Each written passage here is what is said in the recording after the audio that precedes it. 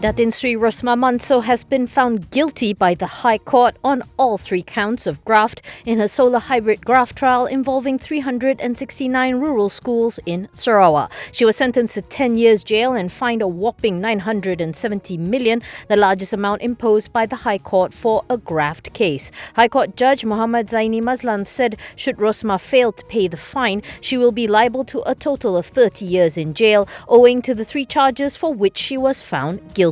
In delivering the verdict, Zaini ruled that Rosmah's defence had failed to raise reasonable doubt against the prosecution's case. Earlier, Zaini dismissed Rosmah's motion for him to be recused from presiding over the trial before he delivered the verdict. Rosmah was tearful as she pleaded for compassion during mitigation of her sentencing on Thursday, claiming that if it happened to her, it could happen to anyone, including their children. She added, "You have done it to my husband," referring to ex-PM Datuk Seri Najib Razak, who is currently serving a 12-year jail sentence at Kajang Prison after he lost his final appeal in the SRC International graft case. Rosmah further pleaded for compassion and humanity. The trial had spanned over 40 days with 23 prosecution witnesses testifying, including her former aide Datuk Rizal Mansor as the Crown witness. Other witnesses included 2 former Education Ministry Secretaries General, Tan Sri Dr. Madina Muhammad and Datuk Sri Alias Ahmad, and former Education Minister Datuk Sri Mahathir Khalid.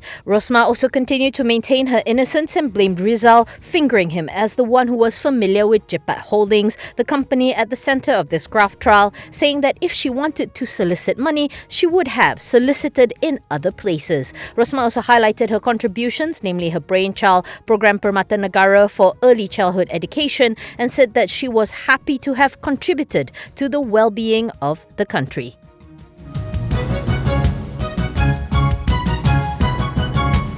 UMobile has decided that it will not pursue the investment option in government-owned 5G agency Digital Nasional, following extensive discussions and deliberations on the matter. In a statement, UMobile said the decision not to invest in DNB does not affect its ability to provide 5G services to customers, as access to DNB's 5G network infrastructure is governed by a separate access agreement, which is not linked to the equity investment in DNB. UMobile said that while it was supportive of the government's vision of a single wholesale network for 5G deployment and was grateful to have been invited to take up a stake, the telco feels it would better serve Malaysians by focusing on its strengths of providing innovative connectivity and digital services. The telco adds that it has full faith that DNB will be on schedule for the deployment of quality 5G network infrastructure and that it will carry out the government's mandate to provide wholesale 5G coverage and capacity on an equitable and non-discriminatory basis. Following a media report that Maxis and UMobile do not plan to take stakes in DNB,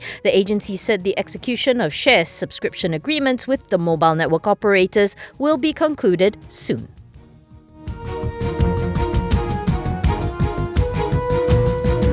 Hata Holdings is slowing down the expansion of its next-generation integrated glove manufacturing complex 1.5 plant as the glove maker still sees an oversupply of gloves in the market. CEO Kwan Moon Leong says that the company is phasing down its plant expansion plan in view of demand-supply imbalances as buyers are still adjusting their inventory levels. He adds that the market needs time to digest all the panic purchases made during the peak of the pandemic and that Hata is looking at end 2022 or maybe even the first quarter of 2023.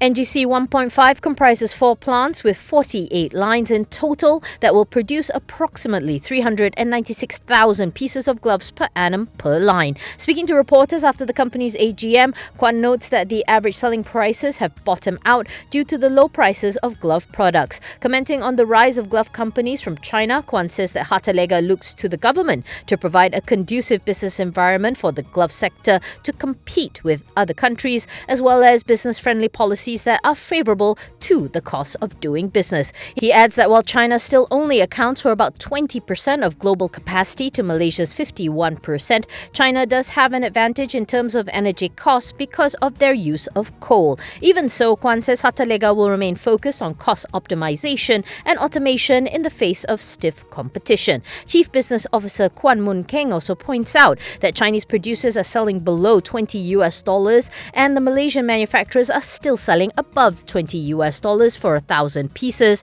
and that price adjustments have been ongoing since the middle of last year.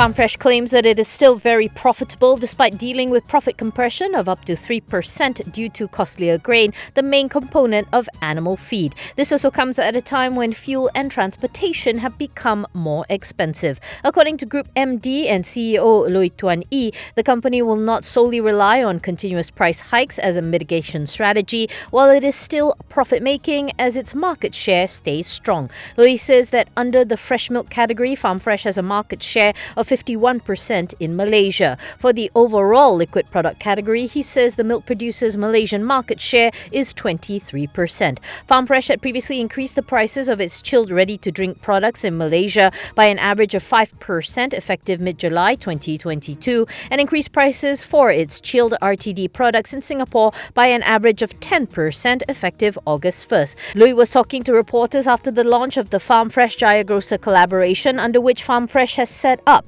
its first fresh milk dispenser machine at the Jaya Grocer within 163 Retail Park. He says that FarmFresh plans to set up another 10 similar milk dispenser machines across Malaysia by end 2022. Known as the Milk on Tap initiative, he says consumers can make a one-time purchase of a 1-litre FarmFresh glass bottle for RM3 and return the bottle at their next purchase in exchange for a newly filled bottle for RM7.90.